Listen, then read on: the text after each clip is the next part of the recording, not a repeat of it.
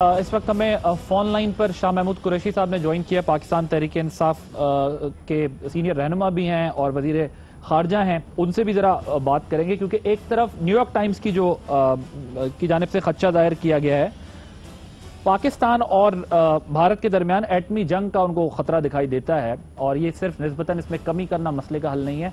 जो अक़वाम आलम की फोर्सेस हैं, जो ममालिक हैं, उनको अपना रोल प्ले करना पड़ेगा।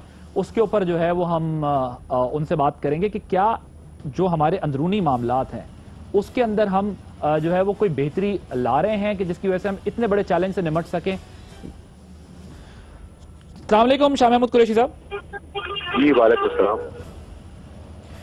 शाह साहब, अभी तक तो पाकिस्तान की स्ट्रेटजी बहुत जबरदस्त रही है इस तमाम मामले से निमटने के लिए, लेकिन एक तरफ न्यूयॉर्क टाइम्स की जानिब से ये कहा गया है कि खदशा अभी भी है, पाकिस्तान और भारत एटमी जंग छिड़ सकती है। उनका ये ख्याल है कि दोनों ताकतवर मुल्क हैं, दोनों के पास एटॉमिक पावर है। एक उस सिनेरियो के अंदर अगर आप देखें चीजों को और हम अपने इंटरनल मामलात को देखें, जो हमारी पॉलिटिक्स इस वक्त है, स्टेटमेंट्स अपोजिशन गवर्नमेंट एक दूसरे को दे रही हैं, हमने अंदरूनी तौर पर भी इससे निमटने के लिए कोई तैयारी की है? क्योंकि पीपल्स पार्टी का ये ख्याल है कि ऐसे वक्त में जब हम हुकूमत के या पाकिस्तान के साथ खड़े हैं, और PMLN का ये ख्याल है कि हम हुकूमत के साथ खड़े हैं, मुल्क के लिए सब एक साथ खड़े हैं, तो वज़रा की जानिब से ऐसे बयानात आ रहे हैं जिससे वो यूनिटी का मैसेज नहीं जा रहा आगे।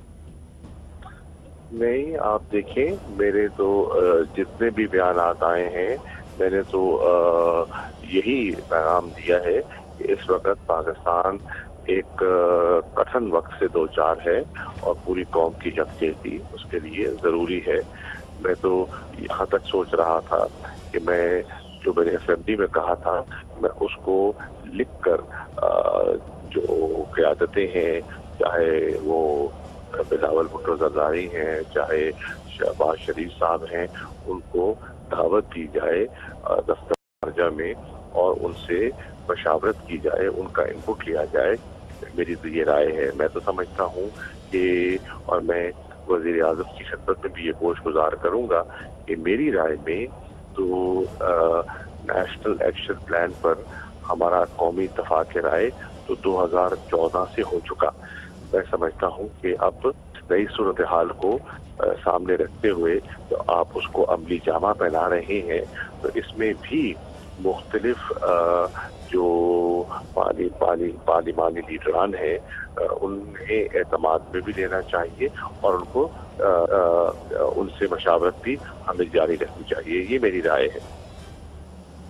ठीक। तो आप कहते हैं कि आप इस राय का इजहार भी जो है करते भी रहे हैं और आगे भी करेंगे। सर, इस वक्त में हमारी जो पाकिस्तान की तरफ से मैसेज गया, बड़ी अच्छे यूनिटी भी रही, अच्छा मैसेज गया, डिप्लोमेटिक फ्रंट पे भी हमने अचीव किया, OIC का भी हमें फायदा हुआ। उन तमाम मामलात को देखें तो जब एक ऐसे वक्त में माहौल अच्छा जा रहा है, बेहतर जा रहा है, तो क्या थोड़े अरसे के लिए ये जो अंदरूनी मामलात हैं इनके ऊपर अपोजिशन को साथ लेकर बैठकर कोई मुआहिदा नहीं हो सकता कि फिलहाल इस क्राइसिस से निकलें, फिर अंदरूनी मामलात पे एक दूसरे पे तनकीद कर लेंगे?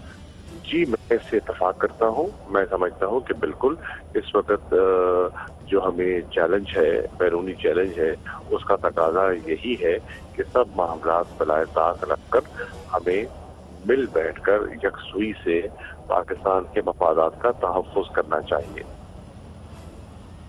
ठीक।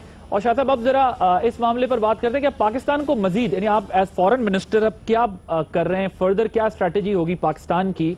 क्योंकि इंडिया की जानिब से एक माहौल अभी भी क्रिएट किया गया है, वहां से वो टेंशन कम नहीं हो रही, इलेक्शन का फेज उनका ज़ाहिर है पूरी एक्सरसाइज हमने देखी है, लेकिन पाकिस्तान अब क्या स्ट्रेटेजी डिजाइन करेगा कि फ्यूचर में डिप्लोमेटिक फ्रंट पर हमें इंडियंस की जानिब से जो क्रिटिसिज्म या जो भी वो इन्वायरमेंट क्रिएट कर रहे हैं, लॉबिंग कर रहे हैं पाकिस्तान के खिलाफ, उसको काउंटर कर सकें? पाकिस्तान की स्ट्रेटेजी क्या है? देखिए, हमारी स्ट्रेटेजी यही है कि हम अपनी सफारतकारी से दुनिया को अपना नुक्ता समझाएं और जो हमारे प्लान हैं, जो हमने इक़दामात उठाए हैं, जो कि बहुत, मैं समझता हूँ कि ज़बरदस्त हैं, उनके बारे में उनको आगाही दें। और अभी आपके इल्म में है कि सऊदी अरब के वज़ीर ख़ारजा होके गुजरे हैं, अभी लक्समबर्ग के फॉरेन मिनिस्टर आए हैं और उनसे मेरी गुफ्तगू हुई है। मैंने बताया है कि पाकिस्तान ने डी एस्केलेशन के लिए क्या इक़दाम उठाए हैं اور دیگر جو پرسکرائبڈ آرگنائزیشنز ہیں ان کے بارے میں ہم نے کیا ٹھوس لائحہ عمل اپنایا ہے.